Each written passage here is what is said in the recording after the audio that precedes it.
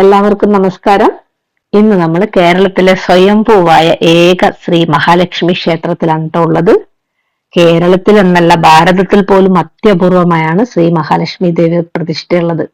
ഐശ്വര്യം അഥവാ ശ്രീലക്ഷ്മി എവിടെയും സ്ഥിരമായി നിൽക്കില്ല എന്നതാണ് വിശ്വാസം. ഭഗവാൻ ശ്രീ മഹാവിഷ്ണുവിൽ നിന്ന് പോലും ലക്ഷ്മി വിരഹമുണ്ടായതായി പുരാണങ്ങളിൽ പറയുന്നു.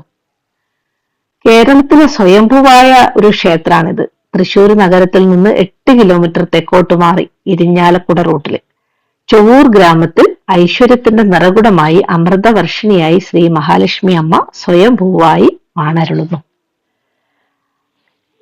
എല്ലാ മലയാള മാസവും 1-ാം തീയതി തന്ത്രി പൂജയും 38 വെള്ളിയാഴ്ച അഖണ്ഡ നാമജപവും, കർക്കിടകത്തിൽ രാമായണ പാരായണവും, ചിങ്ങമാസത്തിൽ വിനായക ചതുർത്ഥി ദിനത്തിൽ ഗണപതിക്ക് അപ്പം മൂടലും, മണ്ഡലകാലത്ത് ദേശവിളക്ക് മഹോത്സവവും നടത്തിവരുന്നു. ഉപദേവതകളായിട്ട് വിഘ്നേശ്വരനും അയ്യപ്പസ്വാമിയും നാഗദേവതകളും ദമ്പതി ബ്രഹ്മരക്ഷസുകളും ഒക്കെ പ്രതിഷ്ഠ ഇവിടെയുണ്ട്.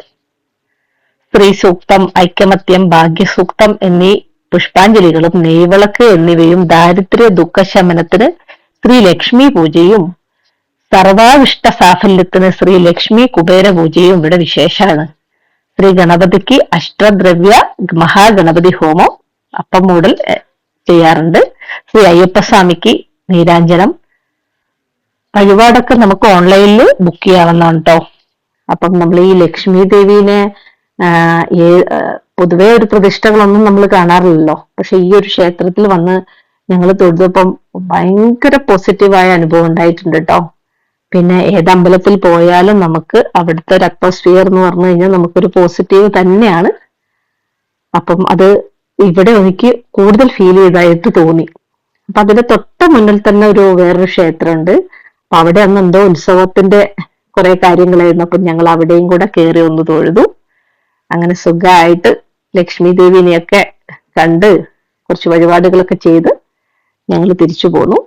നിങ്ങൾക്ക് ആർക്കെങ്കിലും കാണാൻ ആഗ്രഹങ്ങളും കാര്യങ്ങളൊക്കെ ഉണ്ടെങ്കിൽ ഞാൻ ഇതിനകത്ത് നമ്പറും കാര്യങ്ങളൊക്കെ ഇട്ടിട്ടുണ്ട്.